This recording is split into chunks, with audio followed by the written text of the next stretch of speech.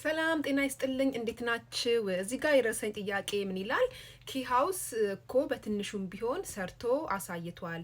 ጎጆ ሃውሲንግ እኮ 4 ዓመት ከተመዘገብን ምንም የለም፣ ብራችን በልቶ በዜሮ ቁጭ ብለናል፣ ህግም መፍትሄ አልሰጠንም ይላል።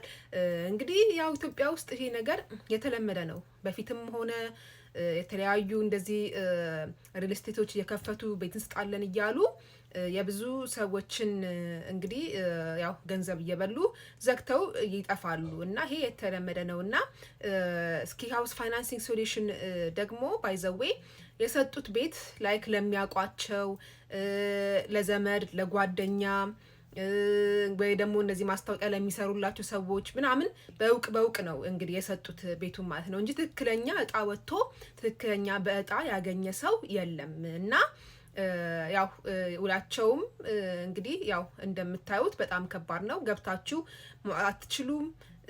ለመውጣት እንኳን ብላችሁ ስትሉ ግማሾቹ 10 ዓመት ይላሉ፣ ለግማሾቹ ደግሞ የተወሰነ ብር ቆጥተን ብራችሁን እንመልሳለን ይላሉ።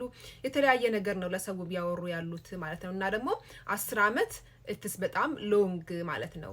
አትሊስት ቆርጠው እንኳን ቢመልሱ አትሊስት የተሻለ ነበር ማለት ነው። ግን እንደዛም ብለው እንግዲህ እስካሁን ያው የተመለሰላቸው ብር የለም። አንዳንድ ሰዎችም ወደ ህግ ሄዱ አሉ። ምንም የተመላሽ የሚያገኙት የለውም ማለት ነው እና ስለዚህ ስለ ጎጆ ሃውሲንግ ደግሞ እንግዲህ የበለጠ ኢንፎርሜሽን በደንብ ሰብስቤ ሳገኝ እንዲሁ ቪዲዮ ይዤላችሁ መጣለሁኝ ማለት ነው። ግን እዚህ ጋር ለሁላችሁም ማስጠንቀቅና ማለት የምፈልገው ምንድነው የኢትዮጵያ ሕዝብ እንደዚህ አይነት ነገር እንደዚህ በትንሽ ገንዘብ እንዲህ ያሉ በተለያዩ አርቲስቶች ማስታወቂያ እያሰሩ እናንተ ያው ስለሚበሏችሁ እናንተ ጥንቃቄ ሁላችሁም የራሳችሁን ጥንቃቄ አድርጉ ላለሁኝ ማለት ነው። ሄዳችሁ ከመመዝገባችሁ በፊት ጥንቃቄ አድርጉ። ውላቸውንም ብታዩት የተለያዩ እንግዲህ የነዚህ ድርጅቶች ውሎቹ እናንተ የምትፈራረሙት ውል ለነሱ ነው የሚያግዘው ለእናንተ ሳይሆን ማለት ነው። ስለዚህ ይሄንን እንኳን አንዳንዶቻችሁ አታጣሩም። ውሉ ምንድነው የሚለውን ነገር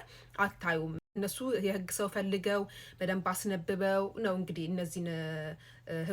እነዚህን ውሎች የሚያጽፉት ማለት ነው። እና እናንተ ደግሞ አንባችሁ ካልገባችሁ እናንተም ከመፈራረማችሁ በፊት ውሉን አትሊስት ይዛችሁ እምቢ እንኳን ቢሏችሁ ውሉን ካልተፈራረማችሁ አንስታችሁ ብለው ቢሏችሁ በእጃችሁ ፎቶም ቢሆን ውሉን አንስታችሁ ከዛ ለህግ አዋቂ ለጠበቃ አሳይታችሁ አማክራችሁ ነው ከዛ የትኛውም ሪል ስቴት ጋር መፈራረም ያለባችሁ ማለት ነው። እና ያው ሁላችሁም የራሳችሁን ጥንቃቄ አድርጉ። ጊዜው በጣም ከፍቷል። ያው ሰው ማጭበርበር መንገዱ በጣም ብሷልና ሁላችሁም የራሳችሁን ጠብቁ እላለሁኝ። በተረፈ ሁላችሁም በያላችሁበት ሰላም